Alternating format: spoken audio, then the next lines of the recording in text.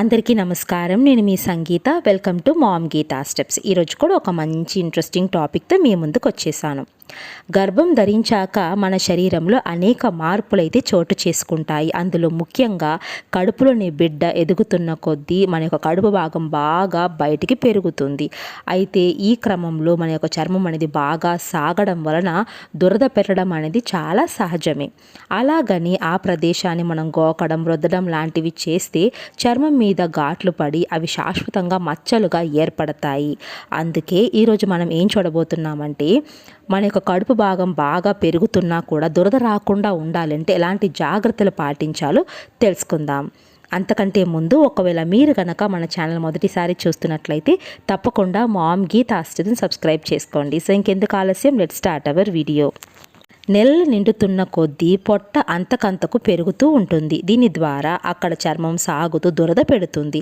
అయితే కేవలం చర్మం సాగడం వల్లే కాదు, ఈ సమయంలో మన యొక్క హార్మోన్లలో జరిగే మార్పులు, ఇతర కారణాల వల్ల కూడా కడుపు మీద దురద అనేది వస్తూ ఉంటుంది.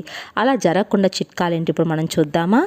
మొదటి చిట్కా ఏంటి అంటే, శరీరం తేమను కోల్పోయినప్పుడు ఆ యొక్క ప్రభావం తప్పకుండా మన యొక్క స్కిన్ మీద పడుతుంది.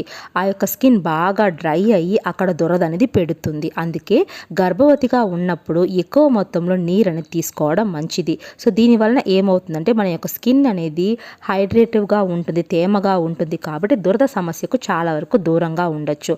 అంతేకాదండి, ఈ సమయంలో కనుక మన శరీరం తేమగా ఉంది అంటే ఉమ్మ నీరు కూడా తగ్గకుండా ఉంటుంది.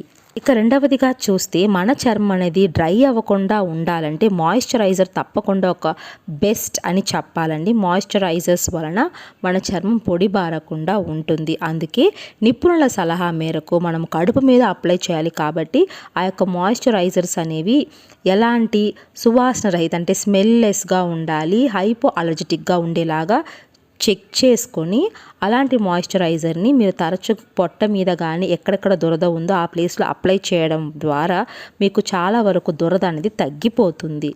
ఇక మూడవదిగా చూస్తే, గర్భవతిగా ఉండే టైంలో మనము టైట్గా ఉండే దుస్తులు అనేది వేసుకోకూడదండి. వాటి వలన ఏమవుతుందంటే మనకు ఆ యొక్క రాపిడి వల్ల కూడా పెరుగుతున్న పొట్ట వద్ద చర్మం అనేది దురద పెడుతుంది. అందుకే ఈ సమయంలో వదులుగా ఉంటూ బాగా గాలి తగిలేలాగా ఉండే కాటన్ వేర్ని మాత్రమే మనము ధరించాలి. సో దీని వలన దురద అనేది రాకుండా ఉంటుంది. ఇక నెక్స్ట్ చూస్తే, గర్భవతిగా ఉండే టైంలో హార్మోనల్ చేంజెస్ తప్పకుండా ఉంటాయి. ఈ యొక్క హార్మోనల్ చేంజెస్ వలన కొన్ని రకాల పదార్థాలు మనకు పడవండి. సో దీనివల్ల కూడా మనకు దురద అనేది వస్తుంది. కాబట్టి పోషకాహార నిపుణులు అంటే డైటీషియన్ దగ్గరకు వెళ్ళి మీ శరీరానికి సరిపోయే పోషక ఆహారాన్ని ఎంచుకోవడం మంచిది. ఇక నెక్స్ట్ చూస్తే, చాలా వరకు మనము వేడి నీటితోనే స్నానం చేస్తామండి. కానీ ఎక్కువ వేడి నీటితో స్నానం చేసినా కూడా చర్మం పొడి బారిపోయి దురద పెట్టే అవకాశాలు ఉంటాయట. అందుకే గోరువెచ్చని నీళ్ళను స్నానం చేస్తే మంచిది అంటున్నారు. కావాలంటే ఇందులో కాస్త ఓట్ మీల్ను కలుపుకొని దురద రాకుండా జాగ్రత్త కూడా పడవచ్చట. ఇక మన యొక్క స్నానానికి ఉపయోగించే సబ్బులు, బాడీ వాషెస్ కూడా గాఢతని తక్కువగా అంటే స్మెల్ అనేది తక్కువగా ఉంటూ పర్ఫ్యూమ్స్ లేనివి తీసుకుంటే మంచిదండి. సో ఆర్గానిక్గా ఉండే సోపులు లేదా సెన్సిటివ్ స్కిన్కి యూస్ చేసే సోపులు అనేవి ఈ యొక్క సమయంలో మీరు యూస్ చేయడం వలన మీ యొక్క స్కిన్ అనేది డ్యామేజ్ అవ్వకుండా ఉంటుంది. అంతేకాదు, మన యొక్క కడుపు భాగం బాగా స్ట్రెచ్ అయ్యి స్ట్రెచ్ మార్క్స్ పడకుండా దురద రాకుండా ఉండాలంటే అనేక రకాల మెడికల్ క్రీమ్స్ కూడా ఉన్నాయండి. కానీ వాటిని డాక్టర్ సలహాతోనే తీసుకోవాలి. మన యొక్క కడుపు భాగము బాగా పెరుగుతున్న కొద్దీ చర్మం అనేది సాగి దురద పెట్టకుండా ఉండాలంటే స్నానం చేశాక కాస్త ఆలోవీరాని తీసి ఆ గుజ్జును కొబ్బరి నూనెలో కలుపుకొని కనుక బాగా అప్లై చేసుకున్నారంటే మీ స్కిన్ చాలా వరకు డీహైడ్రేటివ్గా ఉంటుంది, దురద నుండి దూరం అవ్వచ్చు. ఇక చివరిగా చూస్తే, ఐస్ వాటర్లో ముంచిన క్లాత్ని మీ యొక్క కడుపు మీద ఎక్కడెక్కడ దురద ఉందో అక్కడంతా మసాజ్ చేసుకోండి. ఇలా చేయడం వలన కూడా స్కిన్ అనేది డీహైడ్రేటివ్ అవ్వకుండా మీ స్కిన్ అనేది దురద రాకుండా ఉంటుంది.